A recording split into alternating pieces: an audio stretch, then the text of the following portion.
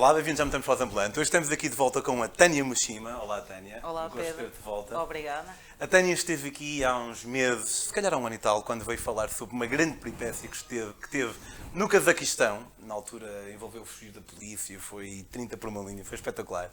Quando acabarem de ver este episódio, eu vou deixar o episódio em que a Tânia esteve aqui anteriormente como sugerido. Mas hoje, a Tânia, que já fez grandes viagens de bicicleta por aí fora, pelo mundo fora, vai-nos falar acerca de um país sobre o qual nós temos alguns estigmas e estamos aqui para desmistificar isso. Fiquem por aí, vão curtir.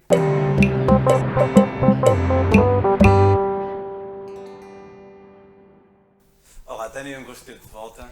Olá, Pedro. Obrigada pelo convite, mais uma vez. Nada, pá, e à partida podemos fazer isto uma vez a cada X meses, porque não tenho dúvidas que traz sempre conteúdo fixe para trazer. Tu vens falar de quê? Neste episódio eu venho-te falar sobre uma viagem que eu adorei, sobre dois países. Ambos têm causas diferentes, mas eu adorei ambos. O segundo é a Namíbia, que acabou por ser o meu país preferido em bicicleta e é o meu segundo país preferido. O meu país preferido é o Nepal, sem dúvida nenhuma. Mas a Namíbia deixou-me muitas marcas. Quando dizes preferido, dizes em termos de beleza natural ou em termos Em da tua termos de experiência? tudo, em termos da minha experiência lá, eu no Nepal tive uma experiência espetacular a primeira vez, que foi, eu fui para lá fazer um voluntariado para um orfanato. Não fiquei fã dos voluntariados porque tu apercebes do que é que está ali a acontecer à volta e tens pena de estar a compactuar com aquilo, mas a verdade é que daquele orfanato nasceram amizades, nomeadamente com os miúdos que na altura eram alguns crianças e neste momento são homens e têm trabalho e que eu tenho orgulho no percurso que eles fizeram. E aquele país deixou-me uma vontade de voltar devido à beleza. Como deves saber, que eu estou sempre a frisar isto e toda a gente já deve estar farta de me ouvir, eu quando escolho um país, embora eu tenha consciência de que a importância do país está nas pessoas, eu viajo por causa das paisagens. Eu gosto de paisagens. Sim, claro. E a Namíbia? Tu disseste que é o teu segundo, se calhar é o meu primeiro. Exato. Estive no Nepal, mas não conhecia assim tanto como E tu tiveste um bocado de influência nesta minha viagem da Namíbia, porque eu ia fazer uma coisa e depois de te ouvir e de ler o teu livro, houve ali uma outra coisita que eu mudei. Acrescentei, e ainda bem que eu acrescentei, porque foi espetacular. Por exemplo, o Waterberg Plateau, que eu não tinha sequer conhecimento daquilo, não sabia que havia um sítio assim na Namíbia, e quando tu me falaste disso, eu assim, mas de que é que este gajo está a falar? E fui ver e disse, fogo, isto é espetacular. E fui lá e foi brutal. E depois é o facto de estás num país que é uma imensidão, e tu chegares a estes lugares todos de bicicleta. É tipo conquistas. Mas é muito complicado estar lá na Namíbia, não é? Eu atravessei a Namíbia de bicicleta, como sabes, mas as partes mais fixes da Namíbia eu fiz de carro. Pois tu na altura tinhas-me dito, não foste só tu, outros ciclistas disseram-me que a Namíbia não é um país para andar a percorrer de bicicleta, é só para atravessar. Mas eu ainda assim quis tentar, foi difícil, mas foi espetacular. Tu estavas a meio de uma viagem maior ou foste só... Não, eu estava a meio... na verdade, o meu objetivo é fazer a África toda, se puder. E eu já tinha viajado alguns meses no oeste da África e nesta viagem eu ia sair de Luanda, ia atravessar Angola, Namíbia, África do Sul e queria ir até o Lesoto. Depois meteu-se a pandemia e eu na África do Sul tive que regressar. Ok. Então, tu começaste por Angola? Eu comecei por Angola esta viagem e depois... E Angola é o tal país acerca do qual as pessoas têm bastante preconceito. E é pena porque, 90% dos portugueses têm uma ligação muito grande com Angola. E ainda que não tenham lá vivido alguns, porque alguns foram só os pais que lá viveram, mas têm objetos em casa que estão relacionados com a vida em Angola, ou com o país, ou com a cultura do país, e no fundo quase todos os portugueses têm uma ligação maior ou menor com Angola.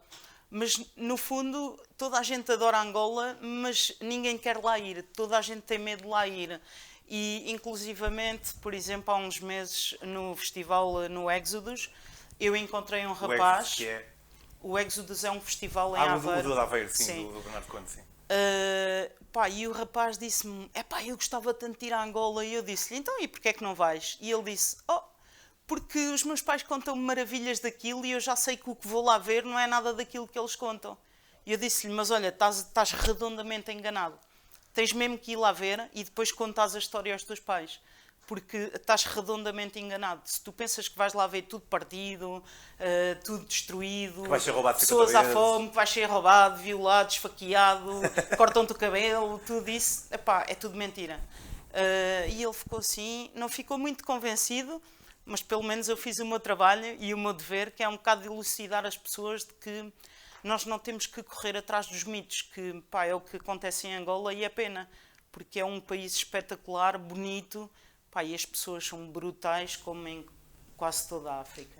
Eu senti o mesmo e quando eu fiz a minha viagem até a África do Sul de bicicleta, eu tinha assim alguns medos e um deles era a Serra Leoa, outro era a Libéria, a República Democrática do Congo, mas um deles era Angola.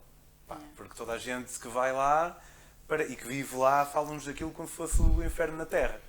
E eu rapidamente percebi que uma coisa para já é Luanda, outra coisa é Angola, não é? Exato. Tu fizeste quantos... Exato. Eu saí de Angola, eu saí de Luanda. E depois desceste... E depois desci a costa, mas cheguei ali a Sumbe e dei uma volta que é às Pedras de Conda. Há ali uma zona que são mais ou menos 3 ou 4 dias a pedalar. E tu entras numa zona montanhosa onde tens umas pedras gigantes. E tu vês a estrada e depois ao fundo vês umas pedras enormes que te pintam a paisagem. Isso chama-se Conda, que é, depois há aí uma estrada que até está toda desfeita que vai para o Uambo, ou seja, já para o interior. Sim, sim. E eu fiz esse bocado e depois voltei, no fundo aquilo é um loop, tu fazes e voltas outra vez ao mesmo sítio que é a Sumbe. E eu fiz esse bocado também. E aí também foi espetacular, sei lá, aquilo era tudo espetacular. Sim, lá está, eu vinha da República Democrática do Congo. Sim. E fiz um bocado de boleia, foi o único segmento que eu fiz de boleia na viagem porque a minha bicicleta estava toda empenada e eu não conseguia tratar daquilo. Mais tarde descobri que não era nada de grave. Só que em Angola fui muito bem tratado, sempre muito bem protegido e depois quando saí estava um bocado naquela e um bocado em linha com aquilo que estás a dizer acerca da maneira como o pessoal é lá. Mas também, não sei se sentiste que não é só os angolanos, mas também os portugueses. Eu fui bem tratado por toda a gente e os portugueses e luso-angolanos acabaram por ser um papel... Sim, não estou a dizer só dos angolanos, estou a dizer de toda a gente que mora ali. Por exemplo, eu quando cheguei a Cabo Ledo, que é uma zona mais ou menos de resorts, um dos donos do resort disse-me logo: não senhora, tu acampas aqui? E eu fartei-me de comer mariscada e tudo com eles e no fim fui para pagar e ele nem sequer quis receber e quase que levava a mal. Ele assim: mas estás maluco? Achas que vens aqui? Olha, diverte, eu quero é que aproveites. E o gajo estava, nem era aquela coisa do oferecer, ele nem sequer estava a oferecer. Para ele, na cabeça dele, era completamente descabido ele estar-me a cobrar qualquer coisa porque ele queria participar na minha viagem, estás a ver? Sim. E no entanto ele era um empreendedor, porque ele tinha ali 2 resorts, devia querer ganhar algum dinheiro, como é óbvio que é para isso que eles estão lá, e a felicidade do gajo cingia-se só em participar na minha viagem e poder-me ajudar naquele bocado que era onde ele estava, ou seja, fazer-me sentir bem na casa dele. E ele era luso-angolano, ele acho que trabalha cá também em Lisboa, nunca cheguei muito bem a perceber, mas está cá, tem cá casa. Tu acampaste muito lá? Acampei quase sempre. Mas nunca acampei selvagem, porque tu sabes que em África é quase impossível acampar selvagem. Tu acampas e há uma aldeia, tu acampas e há uma família, tu acampas, no fundo, tu tens que sempre quase pedir autorização. Olha, posso meter aqui a tenda? Na Namíbia? Na Namíbia há campas selvagem. África do Sul, 1 ou 2 sítios, mas nestes países com mais população, é impossível. Eu no oeste da África consegui acampar selvagem uma vez no Quénia e depois quando acordei de manhã aquilo era só gajos com colares assim, com o pescoço grande e não sei o quê. Sério? Por todo lado. Mas Maasai? Não, eu não fui até Nairobi porque eu virei para o Uganda. Mas no norte do Quénia tu tens pá, aí 150 tribos. E tu vais a passar, aliás, o norte do Quénia é um dos lugares mais bonitos, dos desertos mais bonitos que eu já passei, que é o Chalbi Desert. É um deserto, pá, super árido. Tu sais da Etiópia e entras diretamente no deserto e depois tens ali, pá, 4, 5 dias no deserto e o deserto é habitado por tribos nómadas. Epá, e são todos diferentes. Tu vais aqui a uma aldeia, a uma tribo, chegas ali, já estão vestidos, por exemplo, uns aqui estão vestidos com colares no braço todo, chegas ali, os outros já não é colares, é miçangas, depois os outros já é com arco e flecha aqui, pá, e é uma cena de filme. O norte do Quénia é espetacular. No sul, o sul de Angola e o norte ali da Namíbia também tem Também. as Wilas, é Mamouilas? Mamouilas, sim. Tu depois do sul, então, foste dar esse loop e desceste em direção a... Desci ao Benguela. Benguela, depois subi Lubango e depois de Lubango desci para Otjivango e depois aí segui para entrar na Namíbia. No Lubango, não sei se sentiste a mesma coisa, e não é que tenha sido para mim quando eu fiz o trajeto mais fixe de todos, mas não sei se te lembras, é sempre a descer, bocadinho, mesmo até a Namíbia, para a fogo, adorei. Tu se calhar, tu tens, és capaz de ter pernas melhores que as minhas, mas foi incrível. Mas sim, do Lubango desces para a zona das Mamouilas... Otjivango e do Lubango ao Otjivango tens também tribos e são aquelas, eles aí falam a Dastalites. Ok, sim. Todos, pá, eu apanhei, tu tens que entrar mesmo lá para dentro e eu apanhei alguns na rua que lhes consegui tirar fotos, mas pá, tirava assim um bocado, sabes que eu não tiro muitas fotos em viagem. E eu tirava-lhes assim um bocado. Eles não achavam grande piada também às fotos. E então eu também fiquei mais lá à conversa com eles. Epá, eles também não falam inglês e aquilo era tudo um bocado... Epá, e são um povo mesmo... Como é que... É uma área remota, pronto. Não dá para haver muita comunicação, nem eles... Eu sei que nós não os incomodamos ali, mas vê-se que eles não estão habituados a ter ali muita gente... E a gente que eles estão habituados a ter é em determinadas aldeias que os turistas são levados lá expressamente para lhes tirar fotos e pagar-lhes. Pá, e eu apareci ali de bicicleta e eu acho que eles nem estavam a perceber nada do que era aquilo, estavam mais a olhar e tocavam-me e depois faziam assim no cabelo. Eu acho que eles não estavam mesmo a perceber nada. Pá, e eu também não estava a perceber muito e olha, passei ali um bocado com eles e depois segui. Porque como era a época das chuvas, pá, eu à noite pedia sempre para acampar num sítio qualquer, nos centros de saúde ou assim, porque têm sempre aquele telhadozito, o telheiro, e eu metia-me lá de baixo, pelo menos para cozinhar. E então, nessas tribos, pá, segui um bocado porque tinha que seguir. Eu também não tenho um bocado essa cena com as fotos. Eu tirei uma foto, acho eu, a uma mamuíla e foi assim ao longe, ela estava de costas. Sinto-me um bocado constrangido também. E eles não gostam e não acham piada e pá, sei lá, eu acho que nós estamos lá só a incomodar. Se calhar é mais fixe estás ali, sei lá, tiras uma banana e dás um bocado e se calhar há mais empatia e tu vais de lá contente e eles também, quando vão contar a história, se calhar uns aos outros não estão a contar, pá, passou aqui uma gaja de bicicleta e tirou-me fotos. Já dizem, pá, passou aqui uma gaja de bicicleta e comemos uma banana todos juntos. Pá, e a história é diferente já. Sim. E a realidade é que eu não preciso de uma foto para nada, porque eu preciso é de ir lá ver, não é? Sim, é uma maneira de ver as coisas. E então, pá, faço um bocado assim, não sei se faço bem, se faço mal, mas é como eu faço. É a tua cena, eu não julgo necessariamente pessoas que tirem essas fotos, mas eu pessoalmente sinto um bocado constrangido. Pois, exato, cada um, exatamente, e se tu te sentes mal, depois estás a fazer uma coisa, depois o que é que tu fazes com aquela foto? À parte de a meteres numa rede social, tu não fazes nada, no fundo.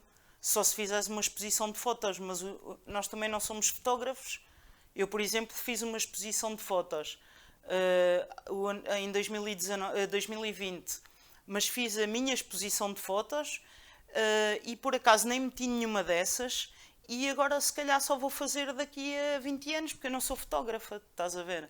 E então, sei lá, olha, é aquilo que eu acho que devo fazer, é aquilo que eu gosto de fazer na altura. Não é que eu chego lá e diga, não posso tirar uma foto, e estou ali, a máquina. Não, é que nem sequer... Eu, por exemplo, viajei à América do Sul de bicicleta, não tinha uma máquina fotográfica. Tinha um telefonezinho. Também é mesmo o outro limite, é curioso. Epá, a primeira vez que eu tive internet em viagem foi quando fui para a Islândia em 2019. Dezembro de 2019. E depois quando cheguei lá e tinha internet, estava na tenda e tinha internet e eu... Epá, isto se calhar de ter internet em viagem é bué de fixe. Mas ao mesmo tempo, às vezes estás a perder o teu tempo que podias estar a fazer outras coisas. Tem de tudo, pronto. Eu sinto que ter internet em viagem de facto ajuda-nos bastante e ajuda-nos em muita coisa. E antes não tinha e agora gosto de ter porque de facto nos ajuda. Mas, quando não tinha, também não perdi... Será que facilita um bocado e o facilitar... Facilita, claro. Eu não sou daqueles que diz que as coisas boas têm que vir com sofrimento. Não, facilita bastante. Mas eu confesso que sinto algum orgulho em ter, por exemplo, em ter feito África sem net e sem smartphone e sem mapa. Acaba por ser um bocado fixe depois um gajo chegar ao fim e pensar, e consegui. E só com boca a boca e coisas assim. Yeah. Eu, por exemplo, no Oeste da África, que fiz em 2019, antes de ter net, fiz todo sem net. Claro que quando atravessei ali um sítio da Tanzânia, que foram 10 dias em que nunca tive nada em que pudesse dar notícias aos meus pais, cheguei a um ponto que já me estava a preocupar. Eu assim, eles devem estar tão aflitos, coitados. Mas olha, na altura era assim. E agora eu acho que ajuda bastante e se eu puder ter net, levo. Mas a máquina fotográfica não é, sem dúvida, não é aquela coisa que me faz falta. Não é a tua prioridade. Yeah. Então, saíste de Angola, em direção ao Chivango, disseste? Ao Chivango. E entraste na Namíbia por Otjiwarongo? Não. Ao Chivango, espera aí. Eu estou-me a enganar aqui. Não, Ondiva, yeah, Ondiva. E foi espetacular porque 2 ou 3 dias antes de Ondiva... Fizemos mais ou menos o mesmo trajeto. Yeah, eu acho que também só há uma estrada, porque eu ainda queria descer, porque eu fui até à Serra da Leba. E eu queria descer a Serra da Leba e depois disseram-me que uma vez havia um ciclista que foi pelo Namibe, mas depois os gajos disseram logo, não sejas, não inventes, que aquilo ali não há nada para inventar. Aquilo é salva pura, não tem estradas, se te perdes ali, não sei se vais conseguir sair dali, a estrada é por aqui. E então eu fui ver a Serra da Leba, voltei para trás e fui outra vez pela estrada onde tu foste. Eu acho que há uma só. Sim, eu fui dar Ondiva e depois a seguir na Namíbia... Era isso, ao Chakati ao Chivango antes e ao Chakati para a direita, mas eu segui para baixo. Ok, e começaste logo pela estrada alternativa ou foste um bocado de Alcatrão? Não, eu fui por um bocado de Alcatrão porque eu queria ir ao Etocha. Que era um sonho que eu tinha de ir ao Etocha e depois levei uma banhada porque aquilo era a temporada das chuvas e eu não vi quase animais nenhuns. Mas é assim, olha. E depois fui ao Etocha, continuei até Tsumeb e em Tsumeb é que saí completamente da estrada. E então, como tu me tinhas dado essa dica do Waterberg Plateau, eu em Tsumeb fui por trás, passas ao lado de um meteorito que há para lá. Fui lá também, eu não fui ver porque aquilo não me Eu interessava. estava em couchsurfing lá e alguém me levou lá e eu estava tudo. Mas eu não. Eu por acaso também fiquei em couchsurfing em Tsumeb. Mas depois segui. Fui a um dos campsites mais fixes que eu já vi. Brutal. Mesmo rústico ali no meio do nada. E no dia a seguir a isso cheguei ao Waterberg Plateau. Empurrei a bicicleta das 6 da manhã às 6 da tarde. Porque aquilo era areia pura. E não andava nem dava. E aquilo até a pé escorregava tudo. Eu nesse dia já estava farta da bicicleta e daquele caminho. Mas a verdade é que é espetacular. Tu vens de um sítio que é tipo plano e depois tu chegas ali e começas a ver o Waterberg Plateau, que parece um desenho pintado na paisagem, porque aquilo é muito direitinho em cima, não é? E aquilo foi espetacular também. Eu entrei lá para dentro e acampei lá dentro mesmo, porque aquilo lá na montanha tem um campsite. Sim. E eu acampei aí. Demorei imenso tempo, demorei 2 dias para conseguir atravessar isso tudo. 2 dias? E depois sair, sim, porque foi um dia para lá chegar e depois só para sair de lá foi outro dia. Okay. Até ao cruzamento de outra estrada, E depois aquilo não tinha continuação, então eu tive que dar uma volta grande. Pá, e depois fui parar ao Maruru. Depois é mesmo lá no meio, pá, são tipo cidadezinhas. E de Omaruru fui para Uís. Uís, que é uma cidade. No fundo, tu tens aqui Antis Bay. Tu foste lá, não? Não, Antis Bay é na costa. Ah, pois, não. O Alves Bay é já o início do deserto. Mas tu, entre as duas partes do deserto, que é a Skeleton Coast, que é o deserto que depois entra por Angola adentro, e o Alves Bay começa o outro deserto que é para baixo. Nesse intermédio tens 3 cidades, que é o Alves, Swakopmund e Antis Bay. São 3 cidades grandes, bastante turísticas por causa da pesca desportiva. Eu vinha do outro lado da Namíbia e atravessei esse deserto todo. Tens ideia qual era a média de quilómetros? Porque eu tenho ideia que as estradas, além de não serem de Alcatrão, têm aquelas ondinhas, sabes? Sim, Corrugation, sim, eu não sei sim, como é que é. Sim. Também não sei o nome disso em português. Devias andar para aí a 2 a hora, 13, não? É pá, andava, mas eu fazia pá aí 120 km por dia. Eu andava de manhã à noite, mas eu gosto de andar de bicicleta e portanto... Mas por exemplo, eu lembro-me no dia em que eu cheguei a Uís, que eu calculei mal porque calculei que conseguia fazer 125 km, pá, e aquilo custou-me bastante. E eu lembro-me que faltavam 25 km para Uís e eu já não aguentava mais. Pá, e depois os carros na Namíbia, tu deves ter reparado, eles não têm cuidado nenhum com os ciclistas. Mandam-te grandes rasas no meio do deserto, tipo aquilo se bate numa pedra, arrancam-te a cabeça. Não me lembro de reparar, não está, eu só pedalei o Alcatrão. Pois, não. Portanto... no deserto, meus gajos passam e depois é uma nuvem de pó, estás ali meia hora assim, senão não consegues respirar. Pá, e eu estava quase a chegar a Uís, faltavam-me 25 km, era já o fim, tinha acabado de fazer 100 e vinha muito cansada e decidi na minha cabeça, pá, quando chegar a Uís fico lá 2 dias. Para descansar. É como se fosse bué de tempo. Yeah. Não, vou ficar 2 dias, cara. Fico 2 dias, sim. E de repente para um carro, em sentido contrário. E eu, agora parou ali um gajo, não me apetece nada a falar. E de repente começo-me a aproximar e o gajo tinha uma Coca-Cola na mão. E eu, quando cheguei ao pé do gajo já me ia arriba, E eu assim, isto pode não ser nada para ti, meu, mas isto para mim é uma vida extra.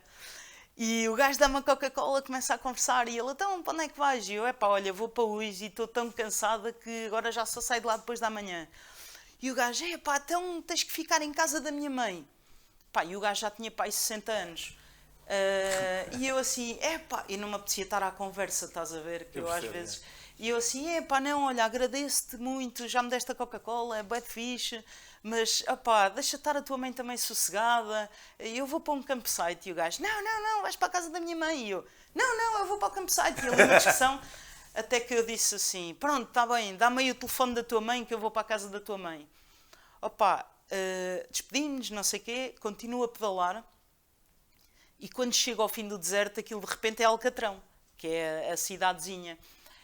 E estava uma senhora, parecia a mãe do Denis o Pimentinha, estás a ver, com um vestido, cabelo assim curtinho, branco, ela assim, Tânia, ela estava à minha espera de carro ali, Tânia! E eu, Norma! E ela, sou a Norma, anda atrás de mim. Começou a acelerar com o carro, eu não conseguia seguir sequer, ela teve que parar não sei quantas vezes para esperar por mim. Fui para a casa dela. Ela tinha uma casa mesmo em frente à montanha, que é a montanha mais alta da Namíbia, que é Brandberg, alguma coisa assim, já não me lembro, e que é onde estão os Imbas todos. Ok. E essa cidade... Os Imbas sendo uma dessas tribos acerca das quais falei. O supermercado, por exemplo, em Uís, era só Imbas, comprarem cenasitas e isso. Eu estava ali no meio daquilo, parecia um filme, e ainda por cima que a Norma, que era uma senhora, exemplar, de 80 e tal anos, mais jovem do que eu. Eu acabei por ficar lá 4 dias. Fomos fazer montanha, fomos não sei o quê. O marido tinha morrido há 2 anos e ela sentia-se um bocado só. E, ao mesmo tempo, ela gostava disto, de ir para a montanha, de acampar, isto e aquilo. Então ela mostrou-me N sítios.